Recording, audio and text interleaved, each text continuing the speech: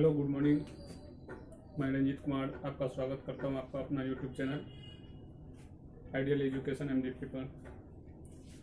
मित्रों, इससे पहले वाले वीडियो में आदर्श सर आप सबको बताए होंगे कि हिस्ट्री का क्लास रंजीत सर लेके आएंगे, तो आज मैं हिस्ट्री क्लास लेके आया हूं। तो आप लोग वीडियो को ज़रूर देखेंगे और अच्छा लगेगा तो कमेंट करेंगे, लाइक करेंगे, सब्सक्राइब भी करेंगे चैनल को। तो आज देखते हैं आज का विषय वस्तु क्या है। सबसे पहले हम लोग आज से शुरू करते हैं आधुनिक भारत। आधुनिक भारत का पहला पार्ट है यूरोपीय कंपनियों का भारत में आगमन। सबसे पहले हम देखेंगे यूरोपीय कंपनी भारत में आगमन से पहले कुछ नजर डालते हैं। उससे पहले के बारे में हम लोग सब दिन से जानते हैं कि भारत की खोज पुर्तगाली यात्री वास्को डी गामा के द्वारा किया गया, लेकिन वास्तव में खोज उसे कहा जाता है जो गुम हो जाता है। हम लोग ये समझेंगे, वैसे बोलचाल की भाषा में बोल देते हैं क्या कि भारत की खोज वास्को डी गामा पुर्तगाली यात्री के द्वारा किया गया। ये जानेंगे। इस बात को हम नजरअंदाज करके इस बात पे ध्यान देंगे कि भारत की खोज समुद्री यात्रा के द्वारा पुर्तगालियों ने किया।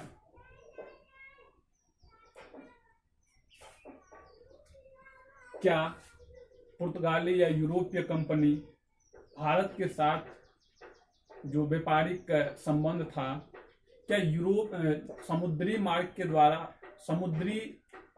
के द्वारा जो होने लगा 19वीं शताब्दी के पूर्वार्ध में, क्या उससे पहले इस प्रकार का संबंध था भारत के साथ? जी हाँ। अगर हम लोग देखते हैं तो रोमन साम्राज्य, अगर हम लोग देखते हैं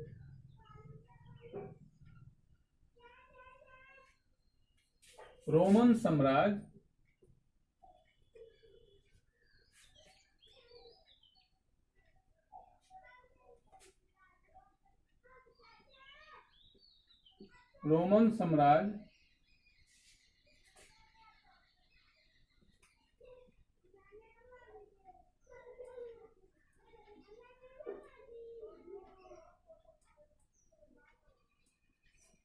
रोमन साम्राज्य से भारत का जो संबंध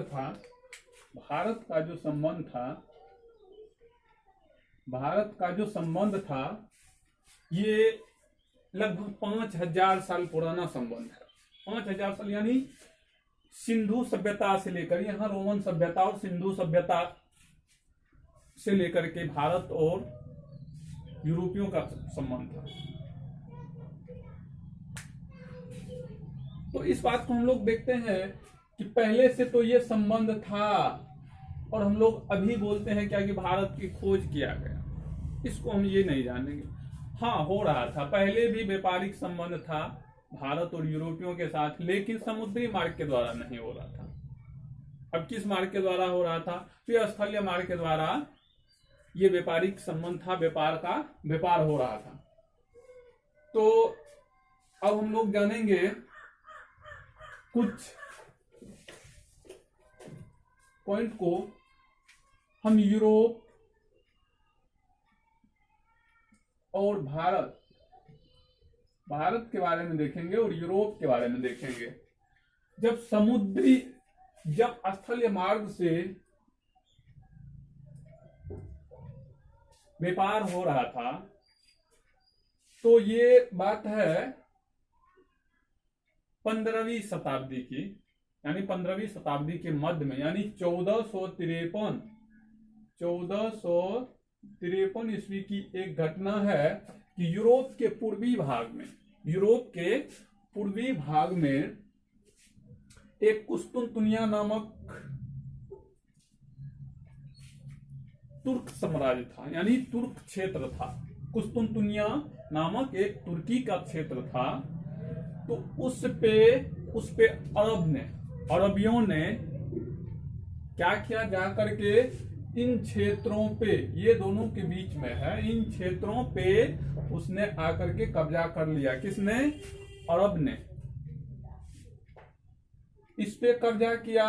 और कब्जा करने के बाद अब यूरोपीय और भारतीयों के साथ जो व्यापारिक संबंध था, यानी व्यापार जो हो रहा था, तो उसमें बाधा उत्पन्न करने लगा।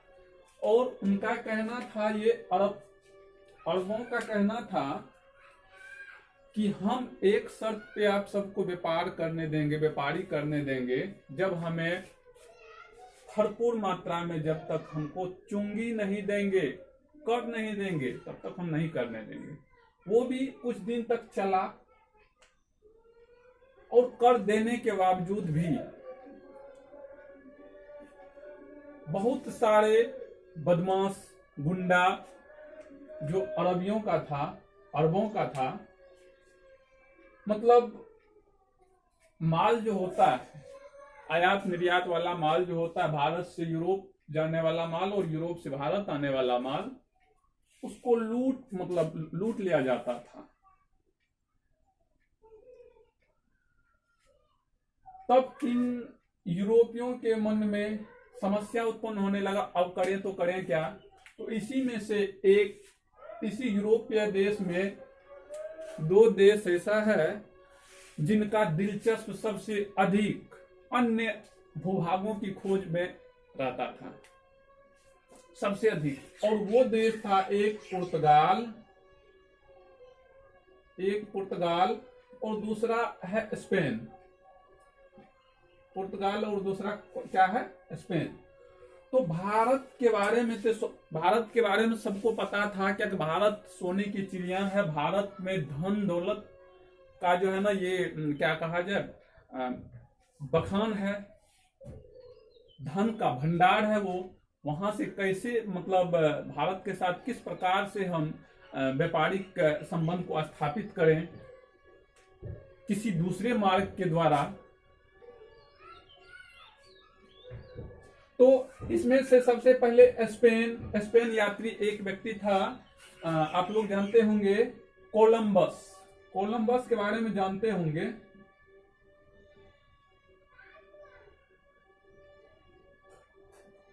कोलंबस के बारे में आप लोग जानते होंगे। इसने क्या किया, इसने स्पेन से क्या किया,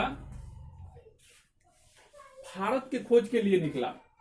स्पेन से भारत की खोज के लिए निकला, तो उसने भारत के बजाय, क्योंकि पृथ्वी तो गोल है, वो समुद्री मार्ग के द्वारा भारत की खोज के लिए निकला, वो भारत के बजाय वो चला गया अमेरिका के पास, अमेरिका चला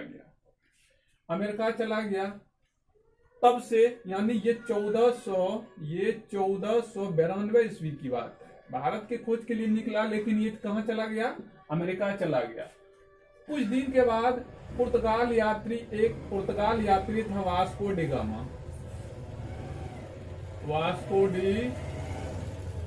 डी गामा। इसने क्या किया, भारत की खोज के लिए निकला और भारत पहुंचा। तो सबसे पहले ये दक्षिण अफ्रीका के केप ऑफ गुड होते हुए, जिसको हम लोग बोलते हैं उत्तम आशा, होते हुए भारत की खोज के लिए निकला। लेकिन दक्षिण अफ्रीका में उसे एक गुजराती व्यापारी था जिनका नाम था अब्दुल मनीद, उनसे भेंट हुआ दक्षिण अफ्रीका में। और उसके बाद उसी के सहायता से उसने भारत तक पहुंचा और भारत में सबसे पहले कहां आया, तो आप सबको पता होगा, केरल के मालाबार तट यानी कालीकट पहुंचा। तो यहां आने के बाद, वास्को डी गामा यहां आने के बाद, अब देखते हैं आता है, उसके बाद सीरियल वाइज हम लोग देखेंगे। सबसे पहले कौन भारत में यूरोपीय देश भारत जो आया सबसे पहले, मतलब उसका क्रम देखेंगे। क्रम के बाद जो है कंपनी की स्थापना के क्रम देखेंगे। उसके बाद तब एक एक करके पुर्तगाल एक एक करके जो है सभी यूरोप के देश के बारे में जानेंगे, किनका प्रभाव किस प्रकार से भारत पर रहा, उसके बारे में समझेंगे। तो सबसे पहले यहाँ पर हम लोग देखते हैं कंपनियों के आगमन का क्रम। सबसे पहले आप सबको पता है, सबसे पहले पुर्तगाली आया 1498 ईस्वी में। सबसे पहले पुर्तगाली आया 1498 ईस्वी में। उसके बाद आया, हम आगमन के क्रम के बारे में बता दें। सबसे पहले 1498 में पुर्तगाल आया। ये 1498 में पुर्तगाल आया। पुर्तगाल में अगर यात्री पूछ दिया जाए तो वास्को डी गामा। उसके बाद डच आया 1595 ईस्वी में। यहाँ पर एक बात आप लोग ध्यान देंगे, यहाँ 1595 में भारत में आप लोग को बुक सब में मिलेगा सबसे पहले पुर्तगाली, उसके बाद भारत आने वाला अंग्रेज है। लेकिन यहाँ पर आप लोग देखेंगे आने वाला यूरोप से भारत के तलाश में आने वाला जो व्यक्ति था, देश था, तो ये डच था 1595 ईस्वी में। लेकिन भारत नहीं आया। ये भारत आ करके भारत में नहीं रुका, चला गया। भारत यानी एशिया के पूर्वी क्षेत्र, पूर्वी और दक्षिणी क्षेत्र यानी इंडोनेशिया के क्षेत्र ये चला गया। किसने? डच इंडोनेशिया के क्षेत्र चला गया। उसके बाद तब आता है कौन? अंग्रेज 1600 ईस्वी में। अंग्रेज आता है 1600 ईस्वी में। उसके बाद आता है डेनिश 1616 ईस्वी में। अंग्रेज के बाद डेनिश 1616 ईस्वी में। उसके बाद फ्रांसीसी, जिसको हम फ्रांस बोलते हैं, वो आया 1664 ईस्वी में। उसके बाद स्वीडिश 1731, सबसे लास्ट में स्वीडिश 1731 ईस्वी में। ये है आने का, भारत में आने का क्रम है ये। उसके बाद हम देखेंगे अब भारत में कंपनी का जो स्थापना किया वो किस प्रकार से किया और कहाँ किया, उसको हम लोग समझने का प्रयास करते हैं थोड़ा। सबसे पहले तो हम लोग को पता है कि पुर्तगाल भारत आने वाला प्रथम पुर्तगाल यानी वास्को डी गामा था। सबसे पहले 1498 में आया और इन्होंने 1498 आया और 1498 के बाद कोचीन, कहां पे? कोचीन में ये पहली बार 1503 ईस्वी में, 1498 में भारत आया और 1503 ईस्वी में कोचीन में अपना फैक्ट्री यानी अपना ईस्ट इंडिया कंपनी की स्थापना की। उसके बाद देखो पुर्तगाली के बारे में, पुर्तगाल अगर देखते हैं तो पहला फैक्ट्री कहां पर स्थापित किया? तो कोचीन में 1503 ईस्वी में। अगर दूसरा पूछ दिया जाए तो कन्नूर में 1505 ईस्वी, यानी 2 वर्ष के बाद कन्नूर में किया दूसरा फैक्ट्री का स्थापना। ये तो पुर्तगाल हम समझ गए। पुर्तगाल 1498 में आया और उसके 5 साल के बाद 1503 ईस्वी में कोचीन में अपना फैक्ट्री का स्थापना किया। उसके बाद दूसरा फैक्ट्री पूछ दिया जाए तो दूसरा फैक्ट्री वैसे नहीं पूछता है, पहला पूछता है। लेकिन दूसरा भी पूछ दिया जाए, अगर पूछ दिया गया तो कन्नूर बोलना है और 1505 ईस्वी में। हम दूसरा यूरोपीय कंपनी को देखते हैं तो अंग्रेज। अब यहां पर एक चीज आप लोग ध्यान देंगे, यहां पर भारत आने वाला प्रथम यूरोपियन कौन था? तो पुर्तगाली। दूसरा कौन था? डच। लेकिन यहाँ पर कंपनी की स्थापना के क्रम अगर देखते हैं तो पहला में पुर्तगाली होता है, दूसरा में क्या होता है? अंग्रेज होता है। लेकिन यहाँ पर आने का क्रम में दूसरा में डच आ जाता है, तो यहाँ पे कंफ्यूजन बहुत क्रिएट होता है। तो आप लोग देखेंगे कि कंपनी की स्थापना के क्रम में दूसरा नंबर पे अंग्रेज है और आगमन के क्रम में अगर देखा जाए तो दूसरा नंबर पे डच है। तो देखते हैं अंग्रेज 1600 ईस्वी में आता है भारत और 1600, उसके बाद 1600 में आता है और 1608 ईस्वी में ये अपना फैक्ट्री यानी ईस्ट इंडिया कंपनी की स्थापना करने के लिए यहाँ पर सूरत में स्थापित करता है। लेकिन सूरत में उस वक्त भारत का जो क्या कहा जाए, भारत का जो शासक था तो मुगल वंश का शासक था, जहांगीर था। तो जहांगीर से अंग्रेज में कुछ अनबन हो गया, जिसके वजह से सूरत में अंग्रेज ने इसे कंपनी की स्थापना करने के लिए मना कर दिया। कहा क्या कि यहां आप कंपनी की स्थापना नहीं कर सकते हैं। तो अंग्रेज ने क्या किया? 1608 ईस्वी में सूरत में अंग्रेज अपना कंपनी का स्थापना नहीं किया। लेकिन कुछ दिन के बाद वो कहां चला गया? ये 1660 से छोड़ करके ये चला गया 1611 ईस्वी में। 1611 ईस्वी में आप सबको पता होगा मसूलीपट्टनम में स्थापना किया था। कब? 1611 में मसूलीपट्टनम। और यहां भी पढ़ते वक्त ये दिमाग में कंफ्यूजन होने लगता है कि यहां देख रहे हैं सूरत में सबसे पहले 1608 ईस्वी में, लेकिन यहां पर तो कभी कभी देखते हैं 1611 ईस्वी मसूलीपट्टनम। ये क्या बात है? तो सबसे पहले यही जानेंगे कि 1608 ईस्वी में ये कंपनी स्थापना करने के लिए सूरत गया, ईस्ट इंडिया कंपनी यानी अंग्रेज, लेकिन वहां पर कुछ कारणवश कुछ समस्या उत्पन्न हो गया, जिसकी वजह से ये फिर चला गया कहाँ? मसूलीपट्टनम गया। मसूलीपट्टनम गया, उसके बाद वहां पर कंपनी का स्थापना किया। उसी के 2 साल के बाद फिर अंग्रेज को ये आदेश मिल गया, मुगल शासकों से आदेश मिल गया कि आप सूरत में भी कंपनी का स्थापना कर सकते हैं। तो सूरत में 1613 ईस्वी में सूरत में क्या किया? फिर से दूसरा कंपनी का स्थापना किया। तो ये अंग्रेज को हम लोग समझ लिए। उसके बाद अब हम डच को देखते हैं। डच 1600, सबसे पहले हम यहाँ पे क्या देखे? भारत में आगमन का दूसरा यूरोपीय कौन है? डच है, जो 1595 में आया। लेकिन यहाँ पर हम क्या देखते हैं? यहाँ पर देखते हैं 1600, उधर से फिर से इंडोनेशिया से आ रहा है। इंडोनेशिया से वापस लौट गया कौन? डच। इंडोनेशिया गया, वहां पर मसाला का जो है मतलब व्यापार यूरोप और इंडोनेशिया के साथ मसाला का व्यापार करने लगा। लेकिन भारत आता है डच, तो यहाँ पर मसाला तो उससे तो होता ही था, इंडोनेशिया से मसाला के कारोबार। लेकिन यहाँ पर भारत आने के बाद इसने क्या किया? तो सूती वस्त्र का व्यापार करना शुरू किया डच ने।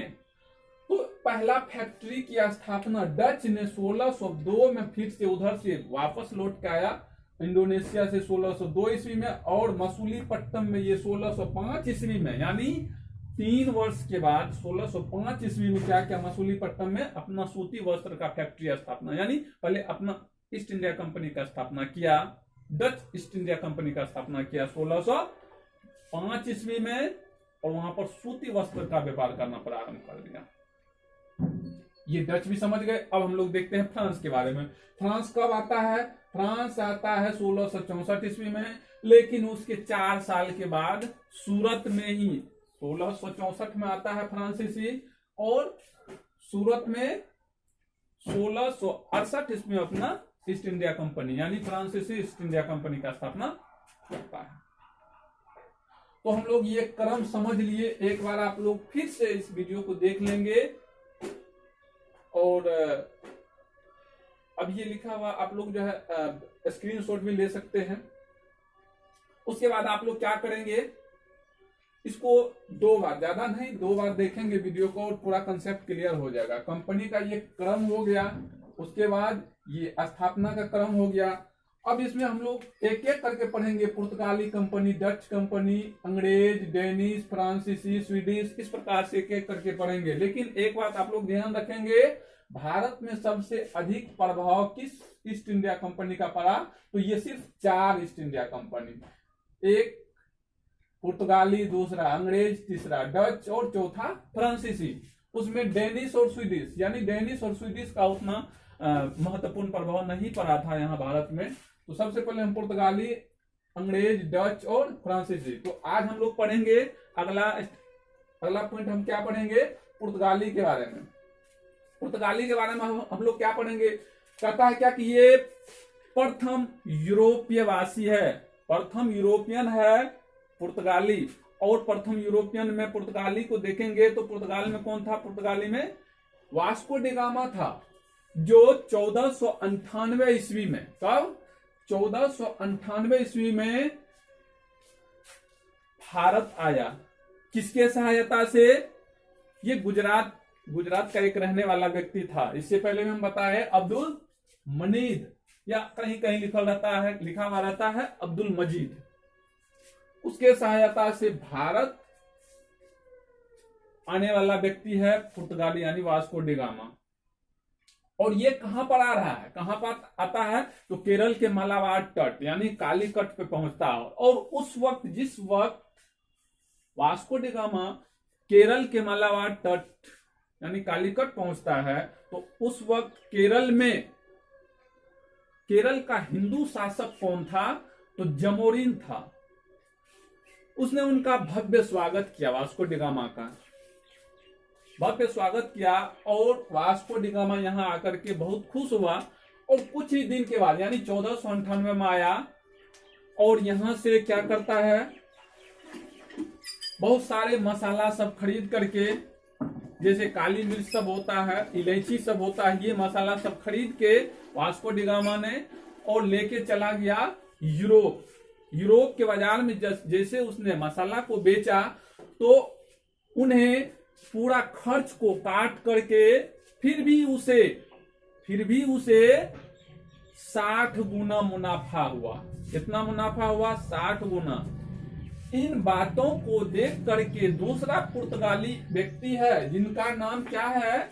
जिनका नाम है पेड्रो अल्वारेज कैब्राल। जैसे वास्को डी गामा को देखता है यूरोप में, तो दूसरा पुर्तगाली को ये मन में होता है क्या कि क्यों ना हम भी भारत जाएं और अब वहां से मसाला खरीद करें, मसाला के व्यापार प्रारंभ करें, शुरू करें। तो ये दूसरा पुर्तगाली, अगर पूछ दिया जाए कि दूसरा पुर्तगाली यात्री कौन था वास्को डी गामा के बाद, तो आप लोग बोलेंगे कि पेड्रो अल्वारेज कैब्राल, जिसने 1500 ईस्वी में भारत पहुंचा, जिसने 31 दिसंबर 1500 ईस्वी में भारत पहुंचा। तो यहां तक तो आप लोग समझ गए।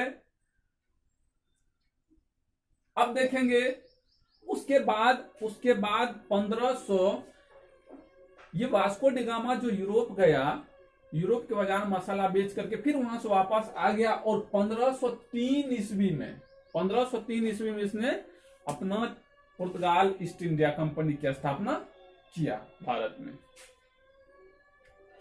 उसके बाद देखते हैं, जैसे ही ईस्ट इंडिया कंपनी, पुर्तगाली ईस्ट इंडिया कंपनी की स्थापना होती है, उसके बाद पुर्तगाल से वायसराय के रूप में किनको यहां पे भारत भेजा जाता है? तो फ्रांसिस्को डी अल्मीडा को भारत भेजा जाता है पुर्तगाल की तरफ से। और फ्रांसिस्को डी अल्मीडा भारत 1506 ईस्वी में आता है, 1506 ईस्वी में आता है और 1509 ईस्वी तक रहता है। 1506 में आता है और 1509 तक रहता है। अब आप लोग ध्यान देंगे, ये वायसराय के रूप में, जिसको हम लोग गवर्नर भी बोल सकते हैं, इसने क्या किया, इसका क्या प्रभाव रहा? गवर्नर के रूप में तो आया यहाँ पे भारत में, लेकिन इसका यहाँ पे प्रभाव क्या रहा उसको समझते हैं। कहता है क्या कि अगर पूछ दिया गया कि प्रथम पुर्तगाली गवर्नर कौन था जिसने भारत आया, तो बोलेंगे वो था फ्रांसिस्को डी अल्मीडा, जिसने 1509 ईस्वी तक भारत में रहा वायसराय के रूप में। और इनका प्रभाव अगर देखेंगे, ये प्रथम वायसराय था जिसको गवर्नर बोलते हैं, और इसका सबसे मोस्ट इंपोर्टेंट अगर बात कहा जाए, तो इसने एक नीति को अपनाया था, जिस नीति का नाम है शांत जल की नीति। यानी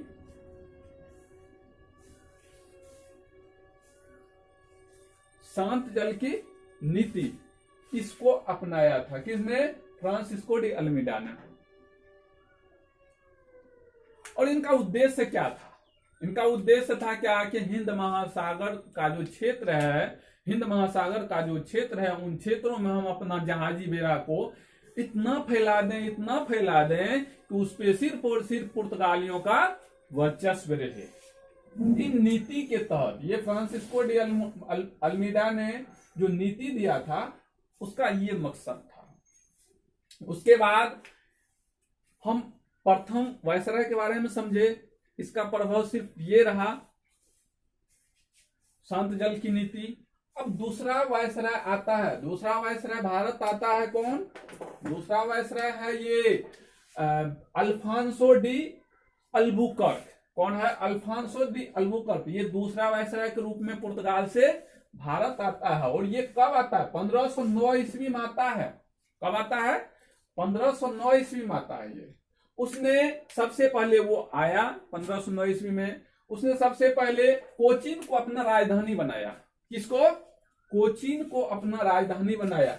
सबसे पहले इसमें पॉइंट ये बन रहा है कि दूसरा पुर्तगाली वायसराय के रूप में कौन आया है? तो अल्फांसो डी अल्बुकर्क है। अल्फांसो डी अल्बुकर्क है जिसने कोचीन को अपना राजधानी बनाया। और दूसरा अगर पॉइंट पूछ दिया जाए तो इसे ही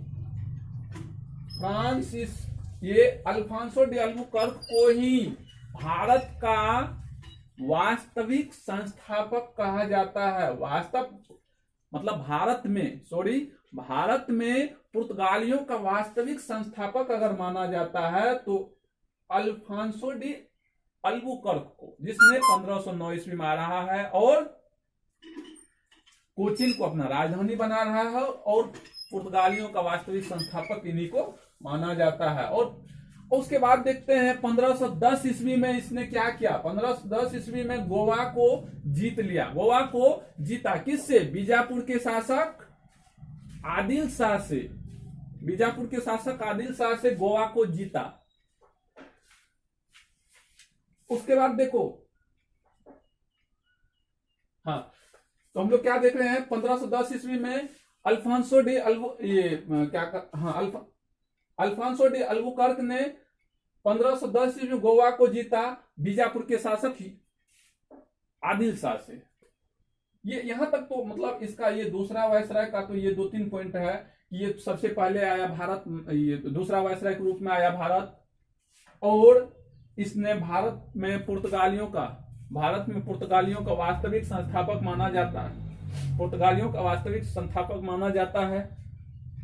और उसके बाद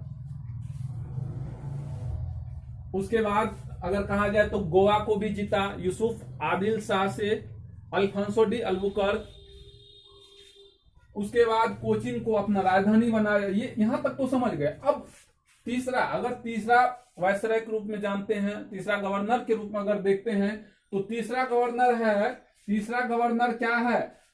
उनका नाम है नीनू डी कुन्हा। तीसरा पुर्तगाली गवर्नर भारत आया जिसने कोचीन तो पहले अल्बुकर्क के समय में कोचीन राजधानी था पुर्तगालियों का, लेकिन ये आता है, इसको आने के बाद ये कोचीन की जगह अपना राजधानी किसको बना लिया? गोवा को।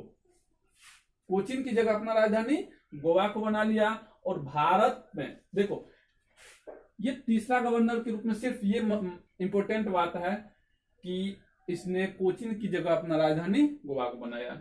उसके बाद अगर देखते हैं कुछ और पॉइंट है, अगर पुर्तगालियों के बारे में अगर जाना जाए तो सबसे पहले भारत में पहला प्रिंटिंग प्रेस अगर कहा जाए तो 1556 ईस्वी में पुर्तगालियों ने स्थापित किया था। भारत में प्रिंटिंग प्रेस का स्थापना पुर्तगालियों के द्वारा किया गया 1556 ईस्वी में। अब उसके बाद कहता है उन्होंने गोथिक स्थापत्य कला का भी प्रचलन किया। यह भी पूछ सकता है गोथिक स्थापत्य कला का प्रचलन किसके द्वारा किया गया? तो पुर्तगालियों के द्वारा किया गया। उसके बाद इसको भी हम लोग जान लेंगे कि तंबाकू की खेती करने के लिए तंबाकू से अवगत कराने वाला पहला, यानी भारतवासियों को तंबाकू से अवगत कराने वाला जो विदेशी है तो वो ये क्या कहा जाए? पुर्तगाली है। तंबाकू के बारे में भी बताया भारतीयों को। उसके बाद भारत में सबसे पहले यहां ध्यान देंगे आप लोग, भारत में सबसे